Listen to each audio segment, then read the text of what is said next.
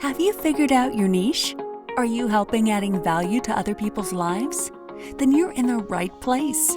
Welcome to Munira's Musings with your host, co-author of Conversations with Top Real Estate Investors Volume 3, Munira Zahabi.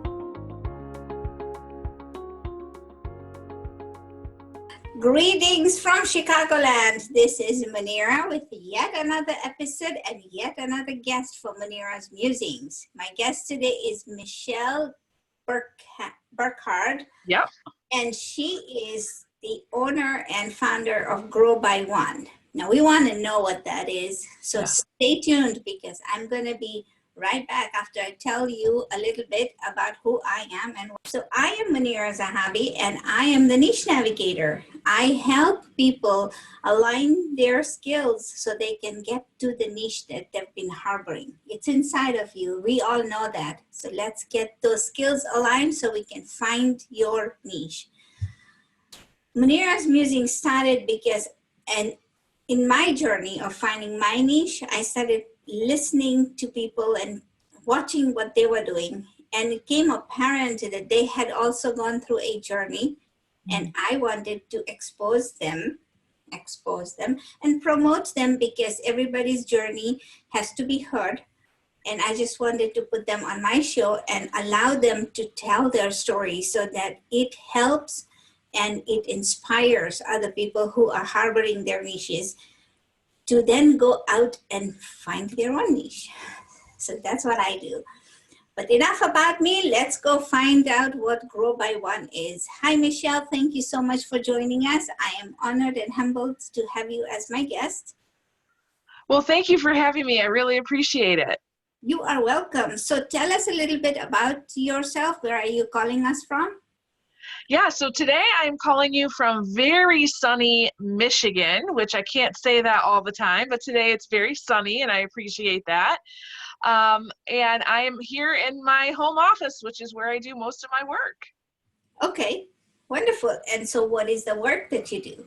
Yeah, so I am a speaker, a trainer, and a coach. And so about 80% of the work that I do is with educators. So most of the time when I'm here at home, I'm either writing a training of some sort or on the phone with coaching clients or just doing what we're doing here today, just kind of tossing around different ideas.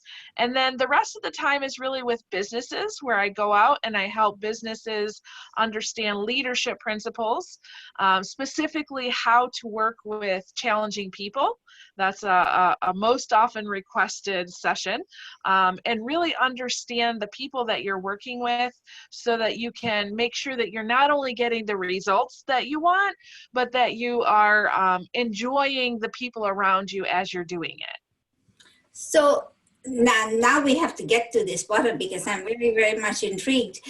Tell me how you fell into this and why leadership. Yeah, so my background is in the education field. So I was a classroom teacher and then I was an administrator. And then I just started having one job after another, and it was more consulting roles in different things. And then about 10 years ago, I realized I had just about every job I could have in education. So I decided, I want to go out there. I want to do something bigger. So I started my own business, and that is Grow by One. So the essence behind Grow by One is that every client or customer that we work with will be able to grow by one step in some area of their life every single day. That is our goal. Because I know that when you grow that way, you can surpass all of the goals that you set for yourself. And so what we try to do is come in and work with our coaches or our clients and help them understand how to think in this growth-oriented way. So rather than just saying, hey, this is what I want and this is how I'm going to get it, we try to say, okay, how can you grow today to make sure you get to that goal? So I really kind of found myself in this process through doing a lot of things, experimenting, trying a lot of things, and realizing that I really was an entrepreneur. I like to get out there and get things started. I like to start something and then grow somebody so that they can take over it. And unfortunately, the education system does not allow for that kind of entrepreneurial mindset. And so starting out and doing my own thing was really the best answer for me. So how long have you been in business? 12 years now. Awesome, awesome, wonderful. So you speak about leadership and you speak about employees that are difficult. Yes. So from an educator, how did you jump into leadership in that sense? Why leadership? There's so many other things. Yeah. When I was an administrator, one of the things that happens when you get up to a certain level in education is that the professional development, at least when it was back then, is a little less centered on leadership and more on management. So they'll help you understand how to do systems, process, paperwork, that kind of thing. But the leadership aspect was missing. And so for me, I was really interested in how do I lead these people well? So that's when I got hooked onto my mentor, John Maxwell. John Maxwell is all about leadership. And from there, it was just, I want to know as much as I can about leadership. And I really caught that bug, and I loved being able to empower my staff. So rather than be the boss that came in and told them, this is what you need to do, really help them understand what are your strengths and how can we bring more of that into this process. And so over the years, I've just been a student of all kinds of leadership principles. So when it came to starting out and speaking, in the first part of my journey, when I was doing professional development as my job, I was teaching a lot of things like how do you manage behavior in the classroom, or how do you use this certain type of curriculum? And quite frankly, I got really bored with that. That was not my thing. I could do it and I could do a really great job at it, but it just wasn't my thing. And so I would say about 5 years ago, I started teaching on these leadership principles, specifically how do you work with people in your environment? And I found that that's my heart. That's my passion. I love to come in and help people understand themselves more, understand the people that they work with, the people that they live with, and get them thinking and having a different perspective than they might never have had before. So you brought one point where you said that you were just bored with that segment of life when you were working with behavior and all that. Yeah. There are so many thousands of people who are in a job that they are bored and they're angry because they're stuck there. They feel they are stuck there. Yeah. What do you advise those people who feel they are stuck? I have a lot of coaching clients who are actually in this same spot, and we talk a lot about getting to know yourself. See, when I teach on how to work with challenging people, there's the first rule of working with challenging people is to not be one. And when you are a person who's stuck in that job and you just feel like I'm just working for the nights and weekends, right? That's a very hard life to live. So we talk a lot about what are you really good at, and not, what do you think you're good at, but what are the things that you do that other people say, oh my gosh, you are amazing at this. And you look at them like they're kind of crazy because you're like, well, isn't everybody good at this? And when you understand those things and what your strengths are, and then what are the things that you just absolutely love to do that if you could do them the rest of your life and not get paid, that you would do it. And then we combine all of that together and we say, okay, let's start talking about how you could do that more, how you could go and serve people while doing those things. And then all of a sudden the light bulb goes off and they say, oh, I could do this as a business. Yes, you can. So rather than going after, the thing that everybody else is doing, really understanding yourself at a deeper level, your uniqueness, your individuality, and how that can be used to serve somebody else. So if they are going to do these steps, do you like have a worksheet or something that you can share with these people that are listening today? Yeah, it's more of a conversation over time. There are certain things that I like them to do. I'm a firm believer in the Strengths Finder test. So anybody can look that up. You can take a test online. It tells you your top 5 strengths. And then there's another one that we use. It's called the Standout Assessment. You can Google both of those. And that one gives you a little higher level of work that you should be doing. So for example, when I took the standout assessment, it told me that I should be in a job where I was able to read a lot, put together different ideas from different fields, and to speak to other people from a very large stage. That was the actual description. And when I read that, I was like, oh my gosh, that's where I'm headed. So those people who are bored with their job or are looking for a different avenue, this is a step where you can start with, because these are free tests, I believe. Yes, I believe they are. Yep.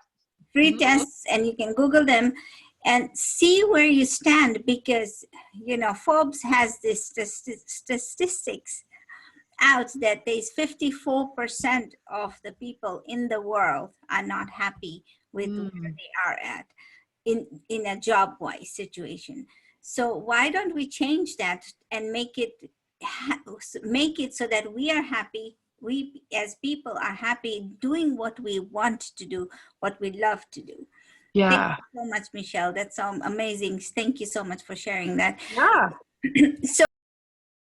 So I believe that everybody is a leader, right? Yes. They don't necessarily have to lead teams in a companies or anything, but they have to start somewhere and lead themselves. Yes. Because you have to go to the fountain of knowledge.